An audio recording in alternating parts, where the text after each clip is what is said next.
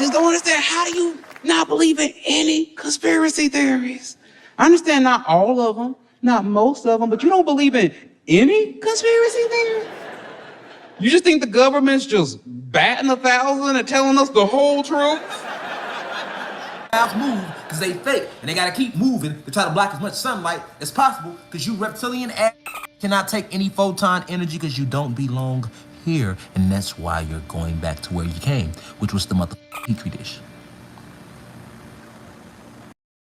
I want you to take a trip down memory lane with me. It's 2013 and middle school pillboy has just got home from school. After poisoning my stomach with a bag of hot crunchy curls, I hop on the computer to see that my favorite rapper just dropped a new music video for his song Bitch Don't Kill My Vibe. However, the comments don't seem as enthusiastic as I am. In fact, everyone's accusing him of worshipping the Illuminati.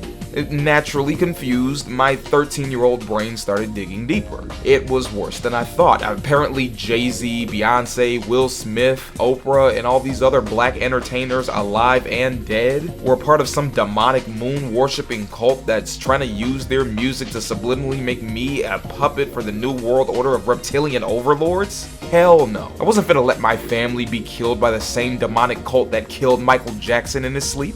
I let them know of the danger that was out there, and luckily for me, they had a solution. They took my goddamn phone away from me. Black media analysis truly is a beautiful field of study. Not only do you get to appreciate the many forms of art and entertainment that come from our community, but you also get to see how that same art is shaped by the politics and lived experiences of those that live in it. As at the end of the day, it's impossible to separate most, if not all, black art from the racial politics that give birth to it. From jazz, hip-hop, literature, all the way down to cinema. And this inseparability is not limited to just art, but all of black media. This includes the news, podcasts, and really any format we use to communicate with each other. Those racial politics, no matter how subtle or explicit, create biases, contextualizing not just how we perceive information, but how we spread it. You take this lens and apply it to the systemic racism that black folks live under, it's no surprise that this lens produces a lot of cynicism. Cynicism that, in turn, gives birth to conspiracy theories. That things just happen by accident? No. Sometimes people, mostly white people, make things happen. I mean, you will be hard-pressed to find at least one black person in America that does not believe in some sort of conspiracy theory. I'm not talking about Tupac being in Cuba or some Anaconda malt liquor undercover brother type shit. I'm talking about a genuine belief that the government and those in positions of power do play an invisible role in how the lives of black folks operate. This is actually pretty normal, and in fact, you should be heavily critical and questioning of your government and the powers that be. A lot of these theories are born out of genuine frustration and concern that we have for the community. And sometimes, when you back them up with empirical data, they turn out to have some truth. Sometimes. However, not everyone within the community is always able to make that healthy discernment. Not everyone takes the time to do their own credible research. Hell, we still got niggas falling for the shade room. In 2025, with media literacy at an all-time low and misinformation spreading faster than COVID at a Kid Rock concert, it creates a very dangerous dilemma for the community. People have become so overwhelmed with cynicism and distrust for our government that they allow themselves to be susceptible to some of the most asinine narratives out there. I mean, what can you even do to combat this? Do you help educate the community about the dangers of misinformation? Do you spend time trying to debunk these wild, insane theories? How do you help the community? Wait a minute. Help the community? There's no money to be made in that. Why do that when you can always make money from the conspiracy? Black America is under demonic possession. I believe hip-hop has been possessed by a demonic entity. I believe the black church is possessed by a demonic entity. I think snow bunny hoppers are possessed by a demonic entity. If you don't have neuromelanin and carbon That means you're not a dark matter energy being. Now, what's dark matter energy? This is the non-ether. Okay, so when we say non-ether, now we're talking genetics. Takeoff's death wasn't nothing but a corporate hostile takeover using his life as the goddamn. Oh my God. All this stardust, all this neuromelanin, all this carbon that's descended from the astral plane. This is a powerful thing, Negro. I am absolutely fed up with all of this black conspiracy nonsense. Every time you log on to the godforsaken internet, or hell, even talk to a coworker, there's some new grifter or prophet that's trying to set up shop and shamelessly sell their nonsensical hogwash to vulnerable, miseducated, and insecure black folks. And unfortunately, it works every single time. But where do these clowns keep popping up from? Who, or rather what, keeps fueling them? Well, us. Many of these insane conspiracy theories that plague our community, from Native Americans truly being descendants of black cosmic beings all the way down to people like Dr. Sebi. They're all byproducts, a result of decades of rightful mistrust and cynicism of the systems we live under. However, in the process, that mistrust has allowed many fraudsters and charlatans to take advantage of vulnerable people within our community. And if we're not more careful when combating this nonsense, it's only going to result in more people falling victim to it. So let's whip out that dollar store tinfoil hat and dive into this nonsense head first. And I can only hope to see you on the other side before the government gets us both. I want you to buy my new fried chicken, that is. We haven't even gotten into the meat of things yet, and all this talk about crazy conspiracy theories is already giving me a headache the size of Busta Rhymes at the BET Awards. But you know what's not a crazy conspiracy? The fact that your personal information is probably being sold by a third party on the black market. In 2024 alone, there were 721 data breaches, leaving scammers and criminals with access to millions of Americans' personal data. And for most of us, it's impossible to keep track of how much of our information is out there. That's why I'm partnering with the sponsor of this video, Aura. Did you know that on average it takes 277 days for a company to alert you of a data breach? That means your private info has been floating around on the internet for everyone to find for 9 months. Aura protects your private information by alerting you when your data has been breached or leaked onto the internet. This includes your phone number, email, and social security number, you know, your livelihood. In addition, they provide credit monitoring and fast fraud alerts, notifying you whenever someone is trying to access your accounts. Did I mention that they alert you of a data breach before any of the major companies are forced to notify you? It sounds like a deal to me. That being said, be smart and stop leaving yourself vulnerable to data breaches. Go to my sponsor aura.com/pillboy to get a 14-day free trial and see if any of your data has been exposed. Now, back to the rabbit hole. If you clicked on this video expecting me to spend the entire time bashing and making fun of the people who fall into this nonsense, then this video isn't really for you. Mostly because, well, that's not really gonna accomplish anything. The reason why a lot of folks fall victim to these grifters and their theories is because they've allowed them to prey on their insecurities. These charlatans have convinced them that they have quick, easy, and affordable solutions to centuries worth of systemic issues. As goofy as most of it is, solely making fun of them doesn't really accomplish much, as at the end of the day, they're still stuck in that rabbit hole and you haven't done much of substance to actually help them climb out.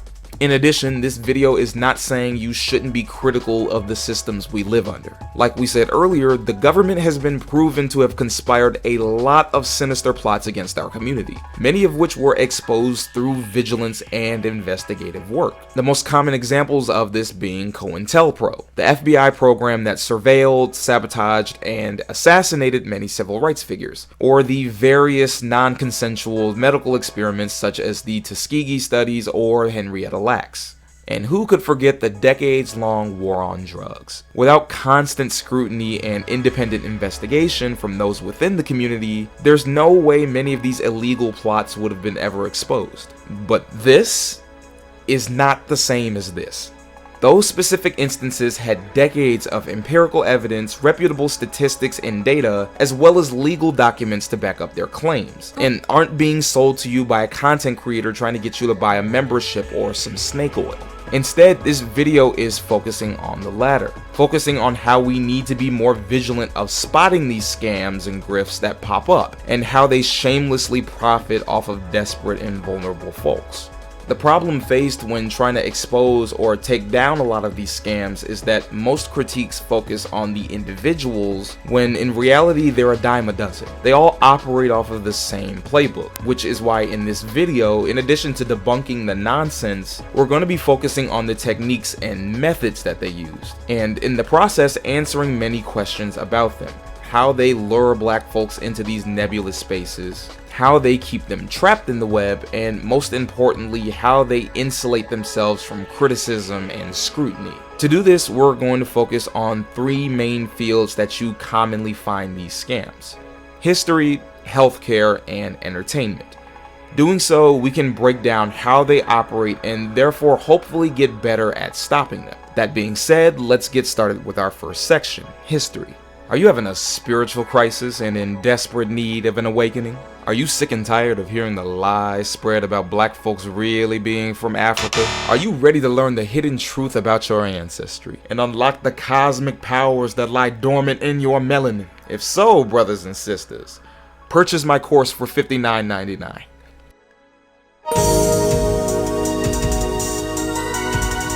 The first amongst these common types of conspiracy scams in the black community is the lost history conspiracy.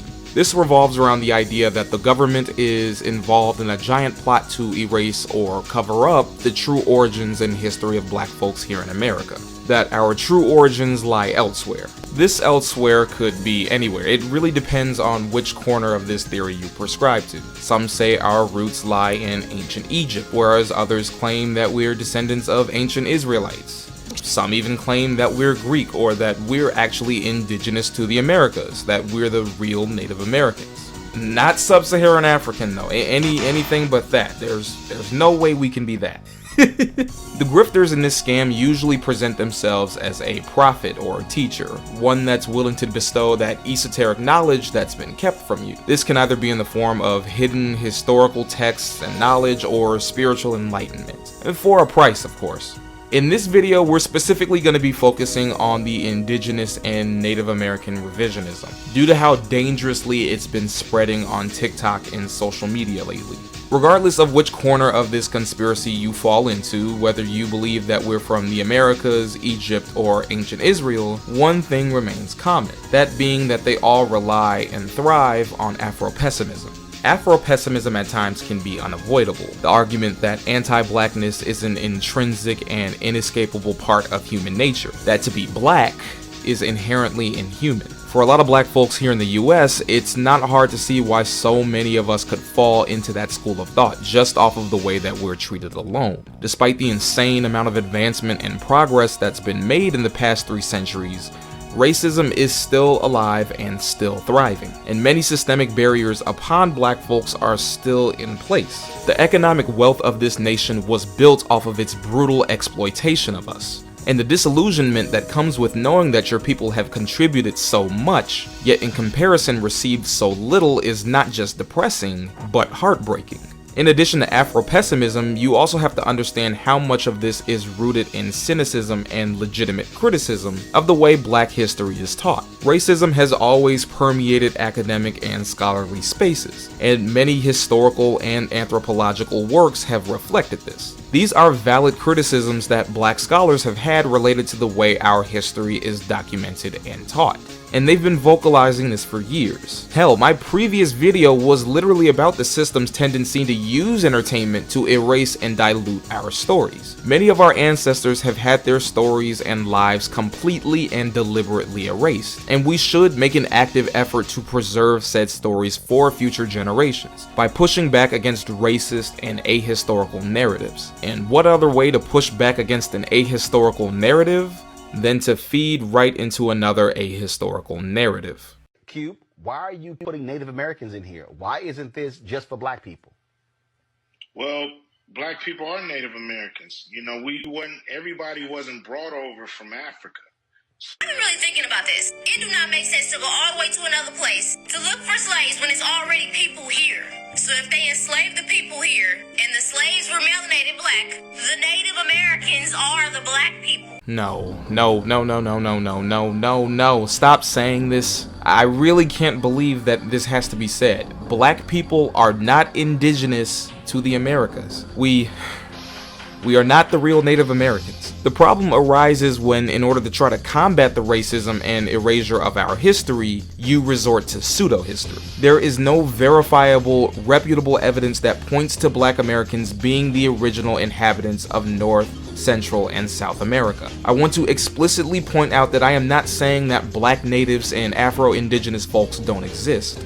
There are individuals with both African and Native American lineage.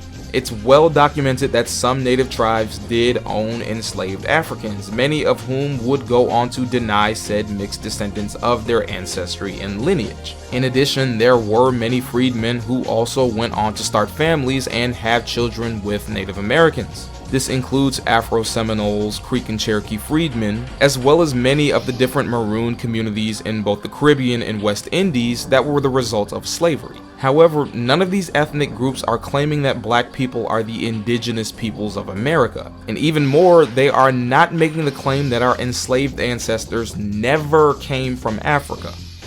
And that's what makes this so disrespectful. To make the claim that Black people were already here in the Americas en masse prior to the transatlantic slave trade not only rewrites the history of all the native communities and ethnic groups that already lived here, but it completely disrespects your own ancestors. The ancestors that never made it over here, that died en route, many of whose names we will never know, all of the families that were destroyed. When you make claims that you were already here, you not only end up downplaying the barbarism of the Middle Passage and slavery, but you also feed into this harmful narrative that you can separate Blackness from its African roots. Spoiler alert, you can't. We're gonna narrow this down some more because a lot of the folks that feed into this love to cherry pick. We're not talking about Australian Aboriginal communities or the Melanesian communities in the Pacific, each of those with their own definitions of Blackness within the context of how they were colonized. We are specifically talking about what it means to be Black in the Western Hemisphere, the Americas, North, South, Central, the Caribbean, and West Indies. Our point of origin is explicitly African. This is not something you can easily dispute on an anthropological and genealogical level. You can embrace your identity without denying this fact.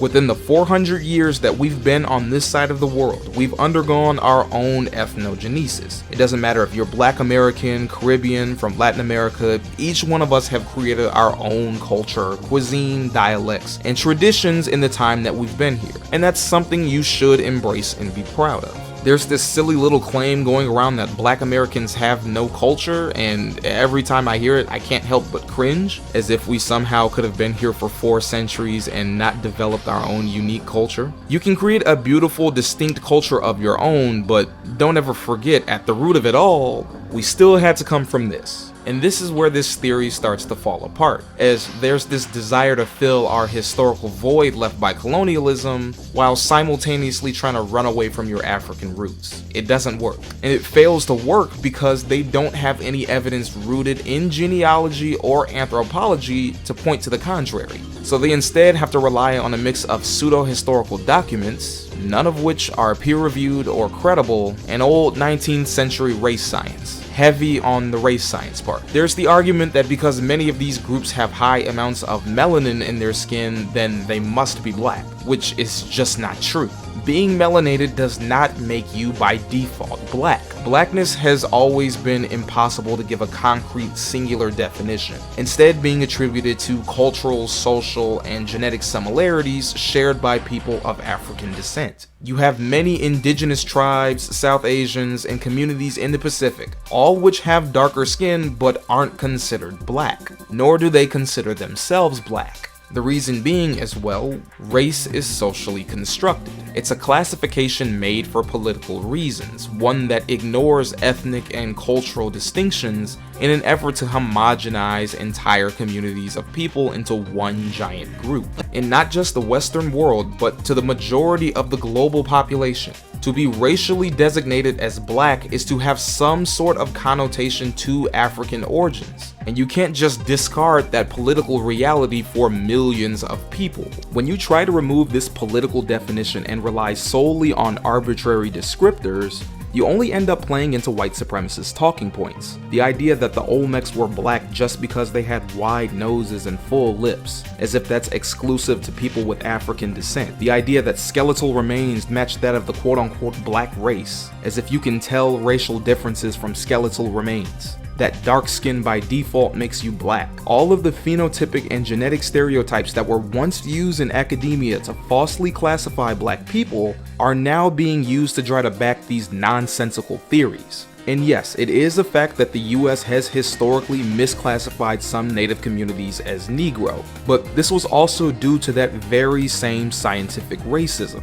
The minute you need to start relying on pseudoscience to prove your point, you've already lost the plot. Yeah, but hey, what can I say? You got some Cherokee in you. It's easier to say, we got a little Indian... so you make up the myth? You make up the myth. It sounds much better. It sounds much goes better. down a lot smoother. There's a strange set of security in not knowing a great deal. There's a sense that it's all sort of mystical and lost, and nobody ever find it, so you could sort of invent any past you wanted to. Well, you can't do that now. But that leaves the question, what makes this conspiracy theory a scam for those involved? Well, for as much attention, time, and energy that you're pouring into the space, you're not actually gaining anything of substance out of it. Many of the main proponents of this theory are not trying to educate the public. They're trying to sell you pseudo-archaeology, either to bolster their career in academia, to grift as much money as possible, or both. This is Dr. Ivan van Sertima, professor of anthropology and Africana studies. In 1976, he published his book, They Came Before Columbus, in which he proposed that African people arrived in the Americas long before Columbus. Furthermore, he proposed the ideas of the Olmecs originally being of African origin and sharing African elements, something that widely went against the scientific consensus. Like anyone who claims to have new, groundbreaking information that goes against the agreed upon consensus, the anthropological community asks that he back up his claims. He couldn't. There was no evidence rooted in genealogy, history, anthropology, or linguistics to back up his claims. As a result of this, he had to continually modify his thesis to fit his narrative. He cherry-picked from other pseudo-historical documents and erroneous statements from European explorers. And when these claims were pushed back on and he couldn't back them up, he found a new set of cherry-picked information. He sought out information that suited his narrative rather than forming conclusions around evidence. Years after his book was published, he saw himself backtracking on his statements. His argument went from being that Africans were in the Americas en masse to only having African elements, something that to this day is still widely debunked. Dr. Sertima's work regarding the Olmecs is widely agreed to be pseudoscientific in nature and not based upon any credible evidence. However, his work has helped spawn many charlatans and quacks that attempt to use it in order to promote their Afrocentric grift. Hidden Colors is a series of documentaries by political commentator Tariq Nasheed. In it, he attempts to shine a light on the many ways in which people of African descent have had their contributions to true history hidden in the Western world. At first glance, this seems like an admirable thing. However, if you know anything about Tariq Nasheed,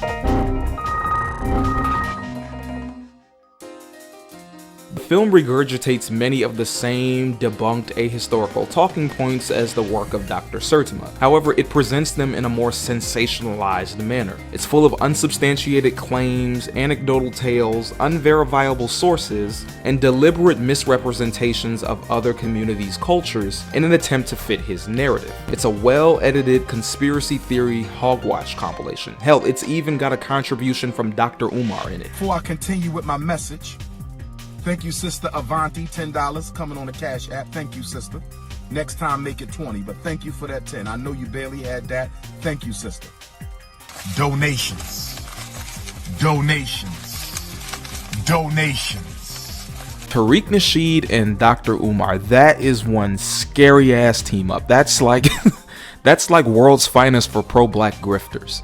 Over the years, these men boosted their careers by grifting off the public, taking legitimate issues that the community faces, then sensationalizing them by wrapping them into anti-intellectual, ahistorical talking points. They then sell that nonsense to their cynical audience in the form of quote-unquote solutions or hidden knowledge, and unless you take the time to do your own due diligence and research, you end up lining these men's pockets to spoon feed you nonsense. And this is not limited to just Tariq Nasheed or Dr. Umar. You've got dozens of YouTube channels set up that are trying to do the exact same thing to a cynical and vulnerable audience. But there are some that get a little creative and will take it a step further and mix spirituality into their grift. Scammers like Rashad Jamal White and Eligio Bishop, two men who use the myth of black people being indigenous to the Americas to fuel their controlling and exploitative cults. A lot of human beings, y'all thought that y'all created blonde hair and blue eyes probably. Not really understanding that when Satan, when he grafted you, he was the originator of eugenics, right? Eugenics deals with cloning and grafting. And Yakub, as he was called in certain books, sometimes they call him Prometheus, sometimes he's called Enki and Enlil in the Sumerian text, sometimes he's known as Odin in Norse mythology. The latter of which who was less ashamed to admit to you that he's running a scam. Look at your life and look at mine. You could never do what I'm doing right now. Never. You would need, I'm doing this without money. They gave me money. Could you find some idiots online to pay you to do this to them? I bet you could. Can you find some weak niggas online that have money that will give you money to humiliate them publicly? Can you do it? If you can, let me know. While the latter two are more extreme examples than the previous, they're still just as dangerous for the community in the long run, as they're solely motivated by profit and power. They're willing to sell you whatever misinformation they can as long as it reels you in.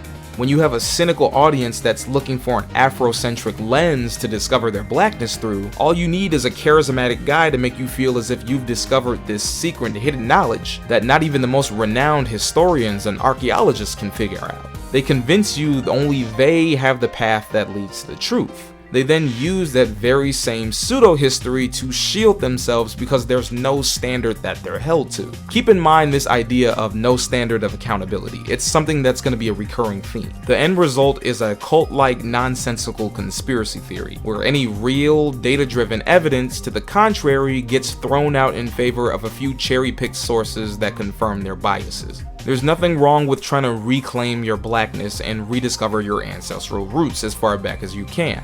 However, you have to make sure that you do the research in a way that's not only diligent, but credible, or else you risk erasing the cultures of others or straight up disrespecting your own ancestors. But historical revisionism is just one facet of the many types of asinine conspiracy theories that black folks find themselves getting sucked into. In this next section, we're going to focus on what happens when you dive even deeper into the pseudoscience, only this time in the form of healthcare. Tired of the healthcare industry screwing over black folks at a disproportionate rate? Are you sick of life-saving medications and treatments being kept from you for profit? You have cancer and you're looking for a cure? Boy, do I have a smoothie to sell you. Anything that God made is on the alkali side. Why? The molecular structure is complete. Anything that nature makes has no starch. Anything that man made has to have starch because starch is a binder. To titrate to...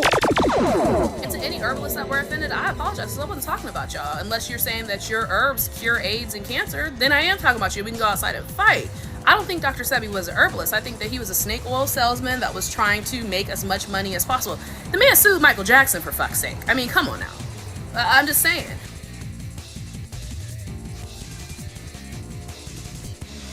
I hope you stocked up on enough alkaline water because in this next section you're going to need every single last drop. Earlier we focused on how in the process of trying to reclaim your black identity and learn the history of your ancestral lineage, you run the risk of falling into ahistorical conspiracy theories peddled by charlatans and grifters that are only trying to get a quick buck out of you. However, this grift is not just limited to culture and history. In fact, an arguably even bigger conspiracy theory scam that commonly preys on the black community is the magic healer conspiracy theory. This revolves around the idea that one of us has already found found a miracle cure to just about every disease known to man, and that the government is involved in a giant plot to silence or assassinate this person before they can cure and help the community. The grifters in this scam usually present themselves as the aforementioned healer, and that their products, which totally aren't just pretty packaged vitamins and supplements, are what's going to cure you of cancer, diabetes, and HIV. Oh, and you can't just buy one, you gotta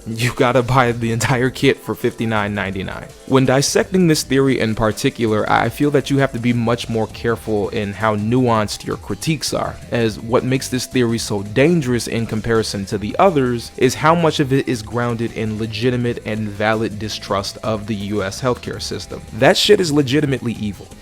I have no faith in the US healthcare industry, and I don't think any sane person would disagree. I've seen the horrors firsthand of what happens when loved ones aren't able to get the life-saving medication and treatments because they can't afford it, especially when it costs the pharmaceutical companies only pennies in comparison to manufacture it. The cost of an ambulance ride plus a 3-day stay at the hospital rivals the cost of a semester in college.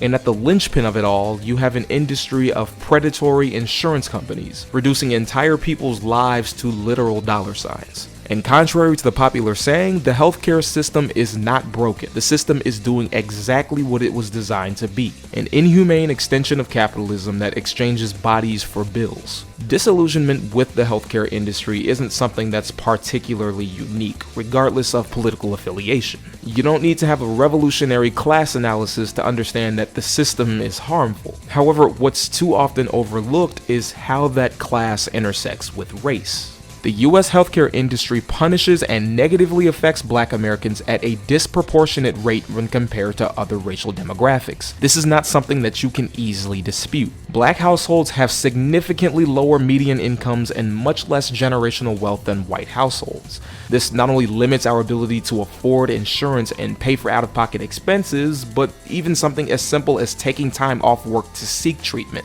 In 2022 alone, the median income of wealth for white families was about $285,000, compared to just $45,000 for Black families. On top of that, many states did not expand Medicaid under the Affordable Care Act, affecting even more lower income families, particularly in the South. You have tens of thousands of Black families that fall into the quote-unquote coverage gap. You earn too much to qualify for Medicaid, but too little to afford private insurance. And it's not just the socioeconomic gaps that contribute to this cynicism. The medical industry is still ripe with racism in both practice and research. Black women in the US experience maternal mortality rates nearly 3.5 times higher than white women, and Black patients on average are often given less in terms of pain management. Both of these are due to the debunked racist notion that Black people have a higher pain tolerance on a biological level. This harmful concept continues to influence both practitioners and insurance providers. This is not even beginning to dive into how few resources are poured into Black mental health research and treatment in comparison to our white counterparts.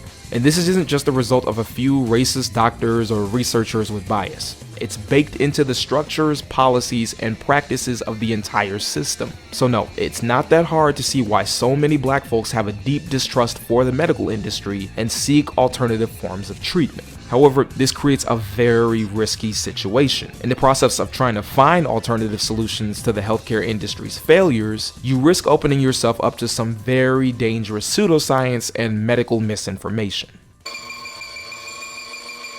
Sugar, spice, and everything nice. These were the ingredients chosen to create the perfect little girl. You should not be trusting anyone who says that they can cure COVID with orange peels, let alone any nigga on TikTok. Hell, I don't even trust myself with my own stove half the time. It's easy for most people to spot when something is a farce, but when you're in a more dire situation, desperately looking for a cure, it can be harder to have proper discernment. But what if someone wants to make money off of that desperation? What if someone was scummy enough to profit off of the community's vulnerability and scam tens of thousands of Black folks? Enter Dr. Sebi.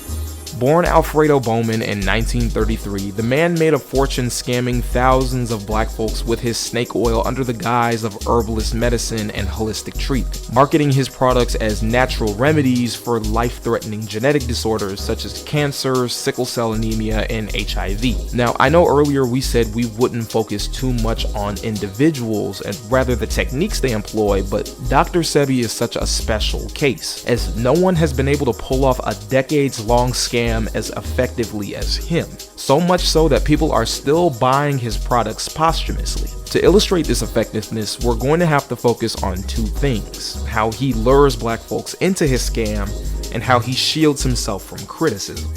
First, he has to lure you into the scam, and he does so by appealing to the holistic community, specifically those that have been failed by the healthcare system. He markets his products as cheaper and more affordable cures to life-threatening illnesses. Why spend $90,000 on cancer treatments when a bottle of Dr. Sebi's cell food or a cookbook costs you only $60? This tactic of his was particularly effective in the 1980s, when the AIDS epidemic first broke out. He shamelessly preyed upon individuals with HIV at a time when the disease was most heavily demonized and untreatable. The victims of his scam were in a very vulnerable no-win position, either dying from an incurable illness or reduced to a social leper. And when this snake oil salesman comes along promising an all-natural remedy, you're gonna buy into his cope.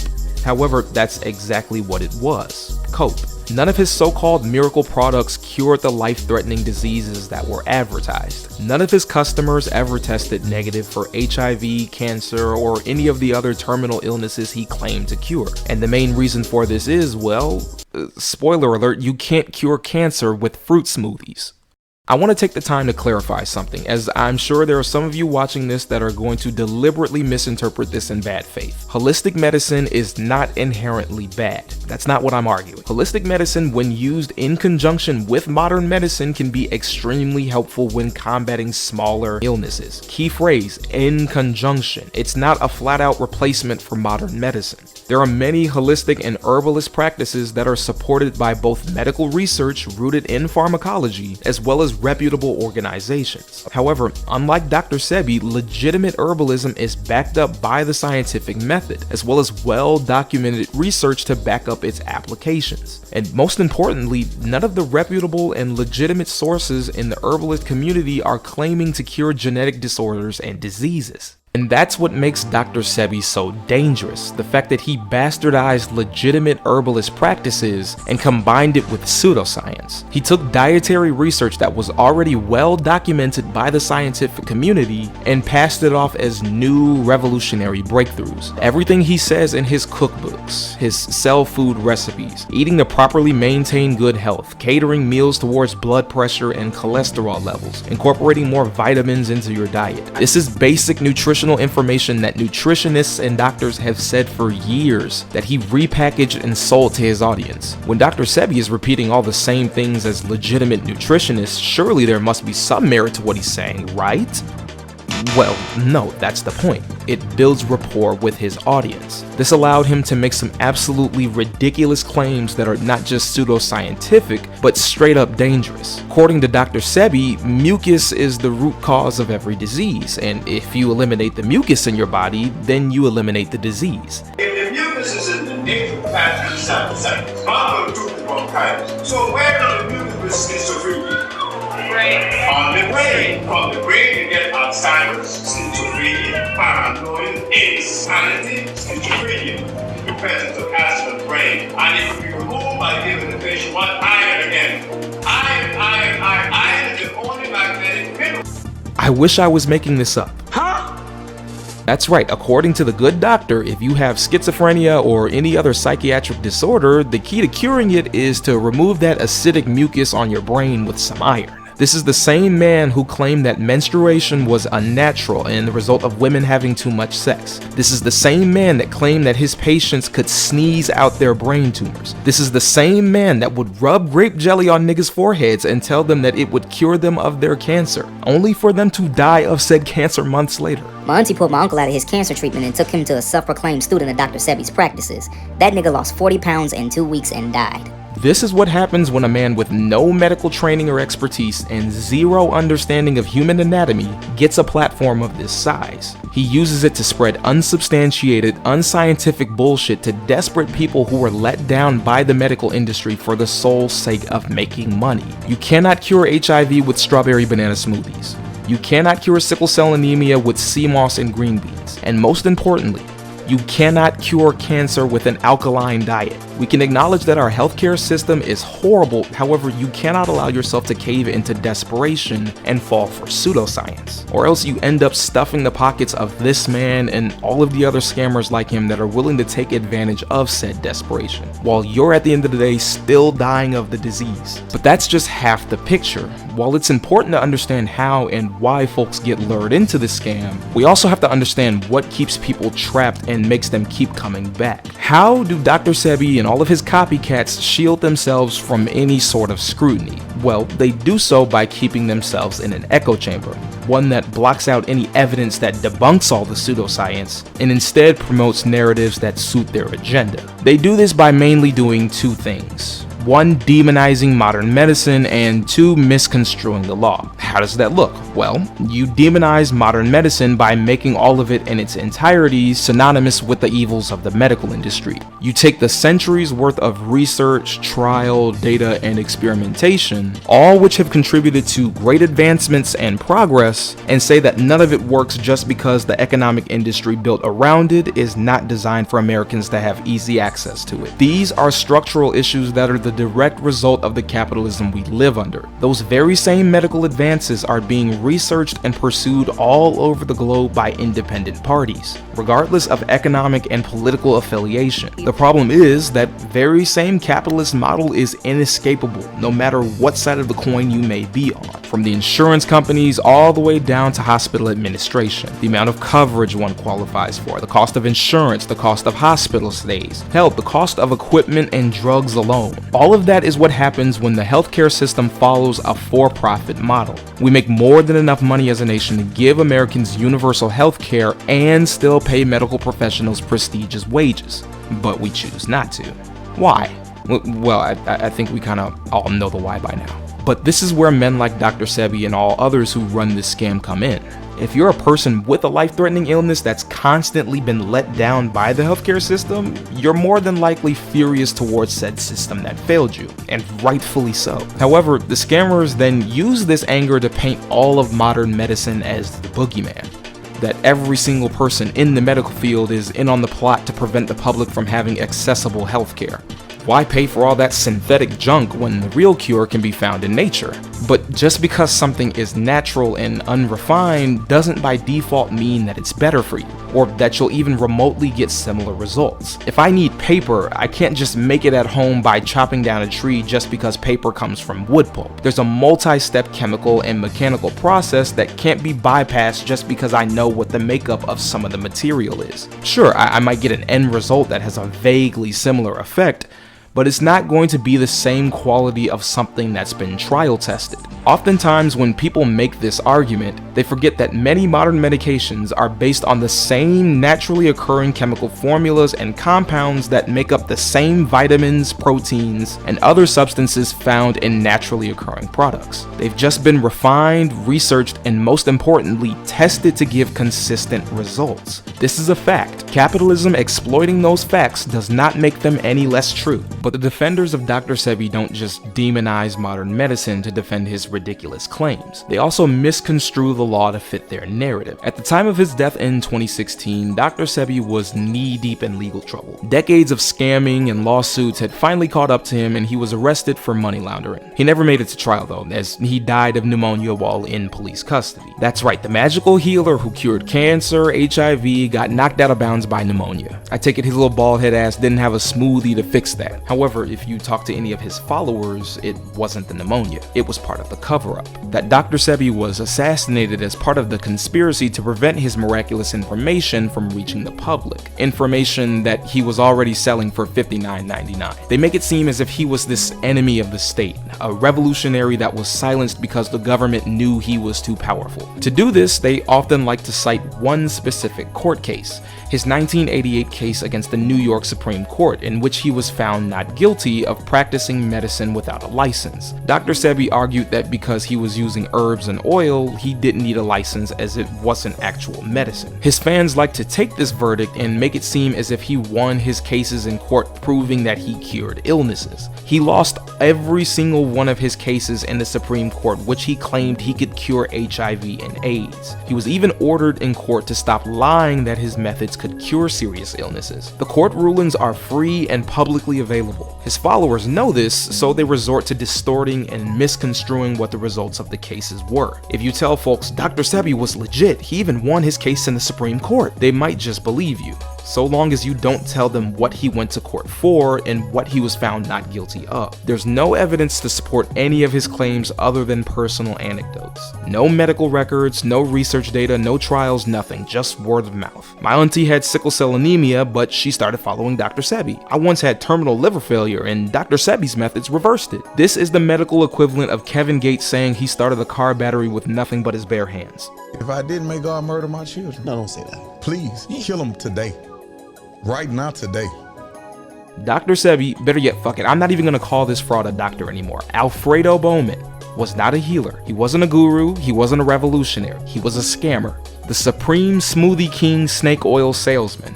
And the sooner folks in the community realize how dangerous his rhetoric is, the better we can combat the medical misinformation that's really killing us in the community. History, medicine, it's all the same. It doesn't matter what genre these scammers wiggle their way into. They all follow the same playbook. They use cynicism within the systems black folks live under on a daily basis as bait to lure in gullible people. For this last type of scam, we're gonna circle back to what we focused on in the beginning of the video, entertainment. How the racism and class divides in black media lay the perfect grounds for clickbait grifters to sow misinformation into the community. Want to find out who really killed Michael Jackson, Prince, and Whitney Houston? Want to know who really controls the industry behind the scenes? Are you ready to uncover the truth behind Rock Nation and find out how they're secretly behind the pandemic? I hope you still have that cheap ass tinfoil hat from earlier, because we're about to become leftovers.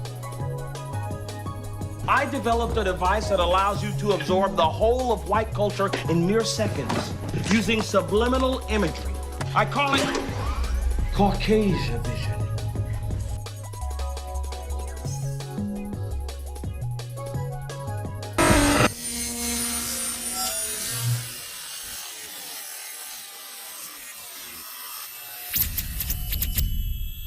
I'm not gonna lie to y'all, I'm actually surprised we managed to make it this far into the video without Jay-Z sending an assassin at my door. Just cause of that, we're gonna have to keep this next section quick. It's only a matter of time. The third and final amongst these scams in the community is the Black Illuminati conspiracy theory. This revolves around the idea that every single black entertainer in Hollywood is secretly controlled by a shadowy demonic entity, and it's pulling the strings behind the scenes, using music, film, and television to brainwash black audiences into selling their soul. The grifters in this scam usually present themselves as a whistleblower or informant, one that somehow has access to the secret inner workings of how this organization operates, and that they are going to be the one to educate you on how to wake yourself up and avoid being sucked into their demonic rabbit hole. All you've got to do is watch every single one of their videos to find out, which totally isn't just a farm for engagement and ad revenue. When compared to the other two in this video, this conspiracy theory sits in a unique position of its own.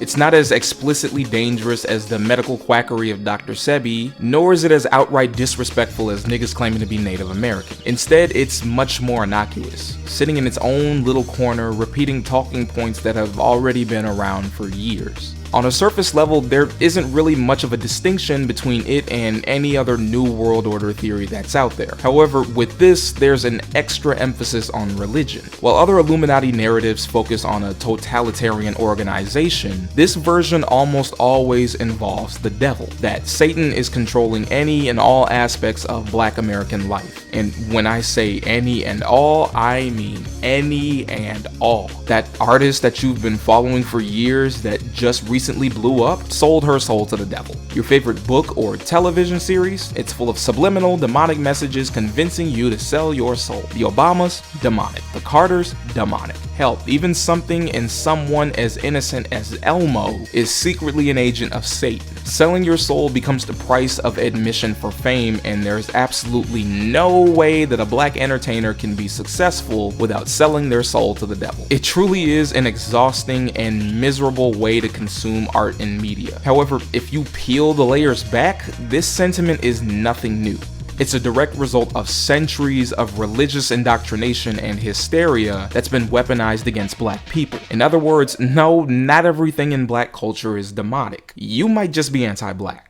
Using religion, specifically Christianity, as a tool to reinforce anti-blackness is an issue we've had to face ever since it was first introduced to us en masse through colonization. When European explorers and colonizers first arrived on the African continent, they were met with religious practices that vastly differed from the Christianity they practiced. They frowned upon them, deeming them to be quote-unquote primitive, pagan, and most of all demonic. Missionaries would use re-education, often through violence, to convert Africans from their traditional practices over to Christianity. And this anti-blackness didn't just stop at the African continent. As slaves were transported across the diaspora, they took their traditions with them. This resulted in many new, unique ethnic-specific religions emerging across the diaspora. One specific to black Americans being Hoodoo, which took traditional African spiritual practices and syncretized them to black Southern Christian practices. These two were deemed quote-unquote demonic and villainized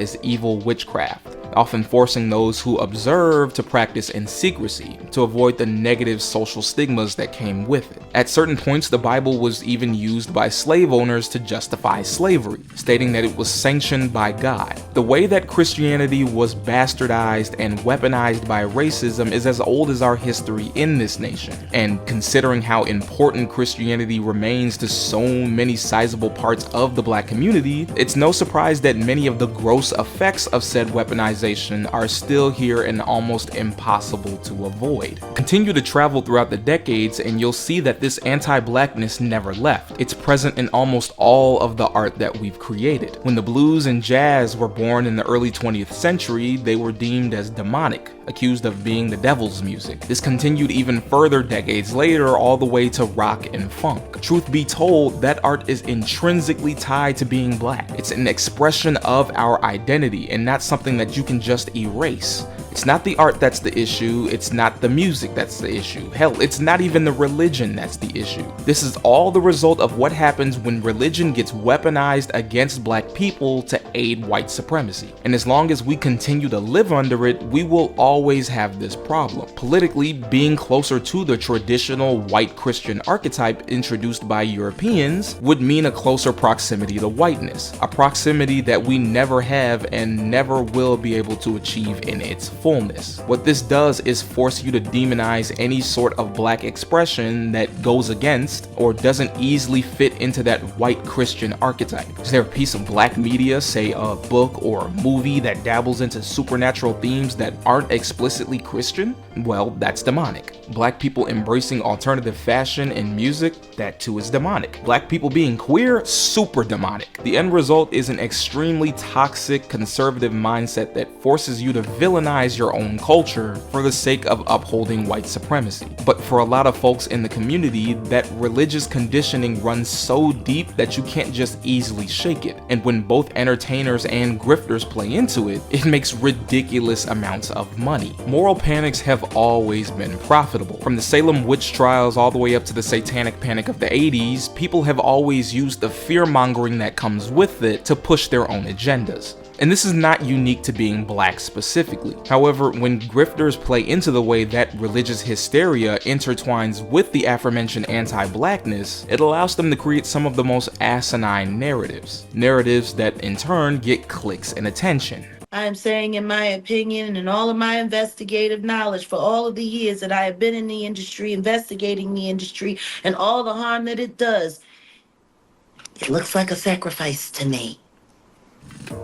If you want to make some easy money off of some gullible black folks, all you have to do is play into religious hysteria and accuse everything secular in the entertainment industry of being demonic. It's a well-oiled scam that works every single time. Sometimes you don't even need them to say or do anything. All you need to do is take an obscure gesture or a sign and make a vague connection to an occult symbol, and bam, Illuminati confirmed. It's an extremely anti-intellectual way of examining your own culture, all going back to the religious anti-blackness that we spoke of in the beginning. It reinforces the implication that a black person can't possibly advance their career or achieve power and success without somehow being involved with demonic forces, that these achievements by us are unnatural. What makes this theory even more insane is the fact that entertainers themselves often feed into it because, well, like we said, it gets clicks and attention. If there's buzz going around accusing you of being part of a secret, shadowy, demonic cult, you're gonna play into that mystique and allure. This in turn gives the grifters even more to talk about. There's more to Aaliyah's passing than what's on the surface. Mary J. Blige straight up said she thinks it was a murder, a spiritual one at that, because according to her,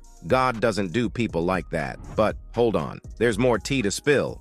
Now, all of these tend to be unsubstantiated clickbait junk. However, once in a while, the grifters involved will like to spice things up. They'll mix in real-world issues within the entertainment industry in order to try to boost their credibility. Issues like financial exploitation, sexual abuse, and all of the other real problems that happen behind the scenes. This technique is extremely effective whenever a prominent figure in the industry gets accused of sexual misconduct. When men like Diddy and Jay-Z had heinous allegations brought against them, there was an uptick in the amount of clickbait tabloid pieces that came out, with many of them sensationalizing the activities alleged while not actually focusing on the victims themselves. They'll take these horrific crimes and make it seem as if it's proof of the demonic entities that they've always been talking about in their videos. Diddy was using these people as sex slaves for his demonic rituals, not because of the fact that he's a sick man who uses his position of power to abuse vulnerable people beneath him. They're broken clocks, right twice a day, but not a reliable way of telling time. But for the people who regularly consume this type of content, that clock being right once is all the proof they need. If anything, it's even more disrespectful, as they're not actually concerned about the victims that get preyed upon by the higher-ups in the industry. They're just using them as a talking point to further spread their Illuminati nonsense. From Aaliyah to all of Diddy's victims and the many more that haven't even begun to come forth yet. They don't actually care about the respect for these individuals or bringing them any sort of justice, but rather how many clicks they can get off of them. The end result is a lazy form of tabloid journalism that preys on anti-blackness and religious hysteria. A total scam, one that feeds you the illusion of discovering top secret insider information, when in reality you're just paying people to write fanfiction. Takeoff's death wasn't nothing but a corporate hostile takeover using his life as the goddamn oh my god. But for all of the nonsense that these platforms like to spread, there is one tiny crumb of truth. That being, the world is in fact being controlled. Only it's not by secret or by demons or Jews or any of the other BS that these clowns like to spread, but rather an entity that rests in plain sight. And his name ain't Satan, it starts with a C.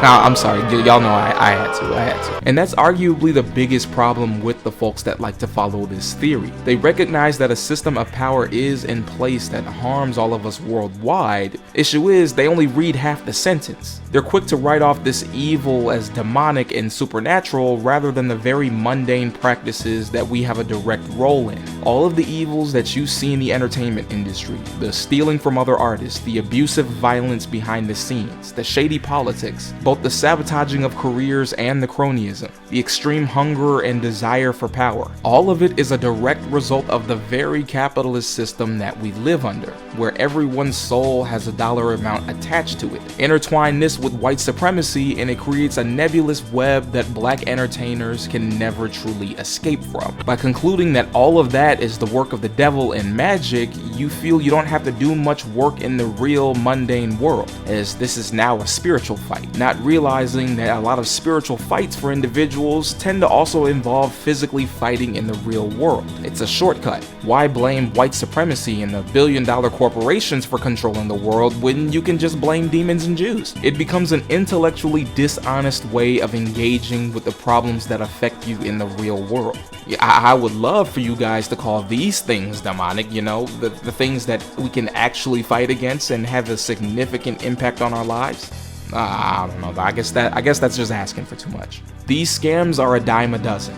Once a grifter finds a conspiracy theory that's fueled by cynicism and distrust for the system, they will shamelessly push out nonsense for the sole sake of gaining money and clout from gullible people. And unless you find a way to educate them on how it's a scam, it's gonna work every single time. But what does that look like? How do you wake someone up to the fact that the groundbreaking, truth-revealing information that they've been exposed to is actually a scam? What happens if they don't want to be woken up?